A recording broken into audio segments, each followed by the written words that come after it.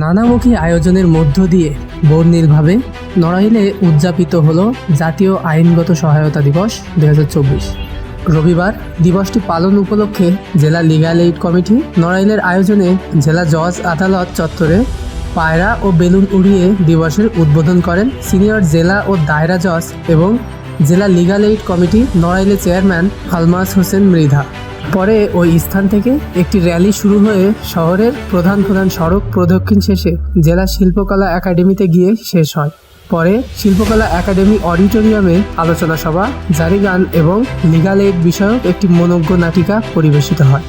নারী ও শিশু নির্যাতন দমন ট্রাইব্যুনালের বিচারক সিনিয়র জেলা ও দায়রা জজ Pranay Kumar Das, chief judicial magistrate Kabir Uddin Pramanik, জেলা প্রশাসক মোহাম্মদ আশফাকুল হক চৌধুরী, জেলা পরিষদের chairman advocate Subhash Chandra Bose, police super Mohammad Mehedi Hasan, অতিরিক্ত জেলা ও দায়রা জজ Mohammad Akram Hossain, Saiful Alam, civil surgeon doctor Sajeda Begum, জেলা আইনজীবী সমিতির সভাপতি উত্তম কুমার ঘোষ, সেক্রেটারি পরিতোষ কুমার বাগচি, বিচারক, আইনজীবী, রাজনীতিবিদ, জনপ্রতিনিধি, সাংবাদিক সহ বিভিন্ন শ্রেণীর পেশার মানুষ এ সময় উপস্থিত ছিলেন। ডেস্ক নিউজ, দৈনিক রানার।